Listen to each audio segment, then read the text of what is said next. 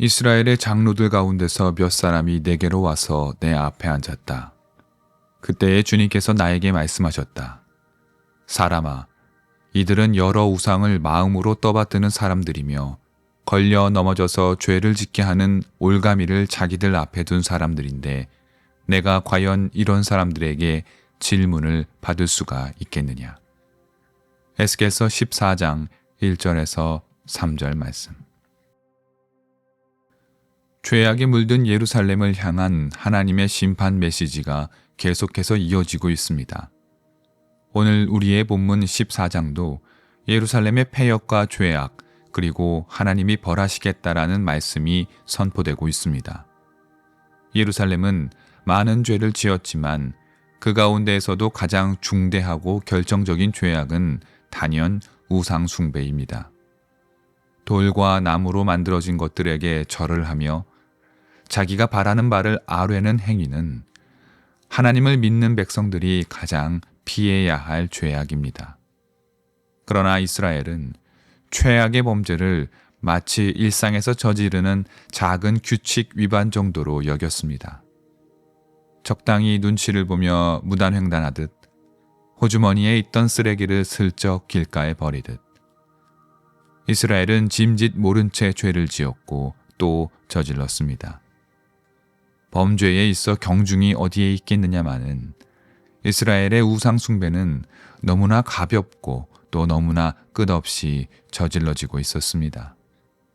하나님의 기다림은 끝이 났고 유다의 멸망은 초일기에 들어갔습니다.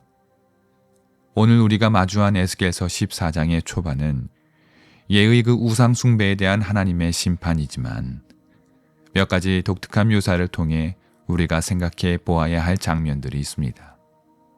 1절을 다시 보겠습니다. 이스라엘의 장로들 가운데서 몇 사람이 내게로 와서 내 앞에 앉았다. 이스라엘의 장로들 몇몇이 에스겔 예언자를 찾아왔습니다. 이 장면은 참 미묘한 상황입니다. 생각해 보겠습니다. 여러 차례 말씀드렸지만 에스겔서는 포로기 초반 바빌로니아가 배경입니다. 포로로 잡혀온 에스겔과 더불어 유다의 백성들이 힘에 겨운 포로 생활을 하고 있는 지금입니다. 이때 이스라엘의 장로들, 그러니까 포로로 끌려온 백성들 가운데 나이가 많고 연륜이 있으며 신앙적으로도 높은 수준의 어른들이 에스겔을 찾아온 것입니다. 포로된 이스라엘의 장로 몇 사람은 어째서 에스겔을 찾아온 것일까요? 무엇을 묻기 위해 에스겔과 만났던 것일까요? 물론 말씀은 이 부분을 침묵하고 있기 때문에 우리는 맥락을 유추해서 신앙적인 상상력을 발휘해야 합니다. 이스라엘의 장로들은 아마도 자기 민족의 현 상황과 미래에 대해 하나님의 뜻을 구하기 위함이었을 것입니다. 우리의 포로기가 언제 끝이 날지, 또 우리가 돌아가게 될 예루살렘은 어떤 상황일지에 대해 장로들은 예언자를 통해 알기 원했을 것입니다. 생각해보면 당연합니다. 하나님의 징계로 말미암아 포로가 된 백성들이 가장 알고 싶은 것은 이 치욕의 시기가 언제 끝나느냐입니다. 벌을 내리신 분이 하나님이니 용서를 하시는 분도 하나님이시기 때문입니다. 포로 유다 백성들은 저마다 이런저런 말들을 주고받으며 하나님의 뜻을 생각했을 것입니다. 결국 장로들에게 찾아가 진정한 예언자 에스겔에게 하나님의 뜻을 구해달라고 청했겠지요. 장로들은 백성들의 뜻을 따라 에스겔에게 나왔습니다. 에스겔 앞에 섰을 때 하나님이 이렇게 말씀하셨습니다. 3절입니다. 사람아, 이들은 여러 우상을 마음으로 떠받드는 사람들이며 걸려 넘어져서 죄를 짓게 하는 올가미를 자기들 앞에 둔 사람들인데 내가 과연 이런 사람들에게 질문을 받을 수가 있겠느냐. 답을 찾기 위해 예언자 앞에 선 장로들에게 하나님은 매서운 말씀을 내리십니다. 이들은 여러 우상을 마음으로 떠받드는 사람들이며 죄를 짓게 하는 올가미를 자기들 앞에 둔 사람이니 내가 이런 이들의 질문을 받을 수 있겠느냐라는 힐난에 가까운 말씀입니다. 이는 에스겔 앞에 나온 장로들만을 가리키는 것은 아닙니다. 장로들은 백성들의 중지를 모아 나왔기에 하나님께서 장로들을 향해 하는 말은 곧 이스라엘 전체를 향한 말씀과 다르지 않습니다.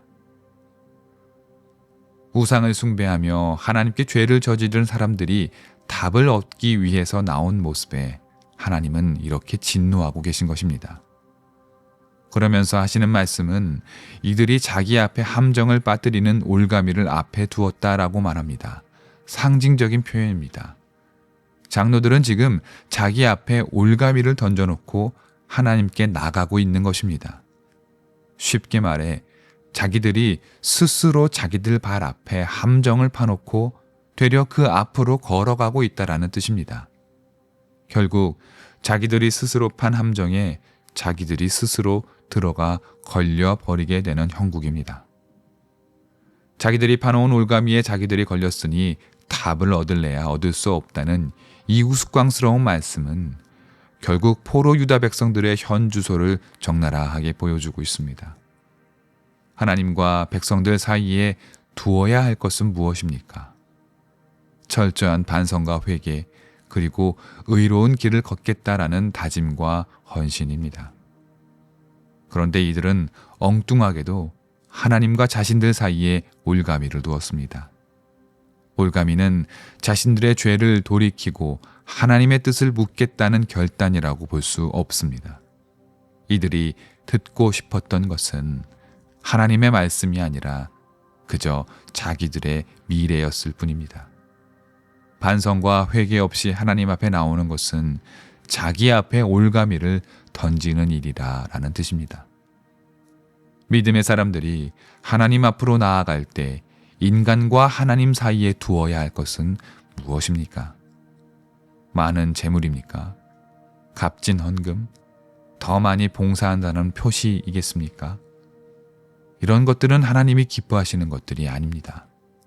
아니, 인간이 하나님 앞에 섰을 때 내어놓을 수 있는 것은 아무것도 없습니다.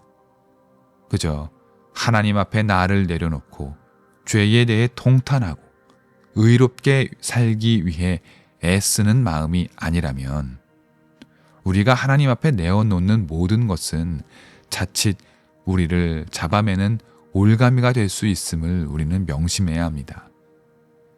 자기 주장을 펴고 내 뜻을 얻기 위해 무언가를 들고 하나님 앞으로 나아간다면 그것은 거룩한 제물이 아니라 올가미입니다. 에스겔 앞에 나온 장로들이 딱 그러했습니다. 반성 없이 에스겔 앞에 나온 장로들을 향해 하나님도 분명하게 말씀하십니다. 6절입니다. 그러므로 너는 이스라엘 족속에게 말하여라. 나 주 하나님이 말한다. 너희는 회개하여라. 너희의 우상들에게서 돌아서라.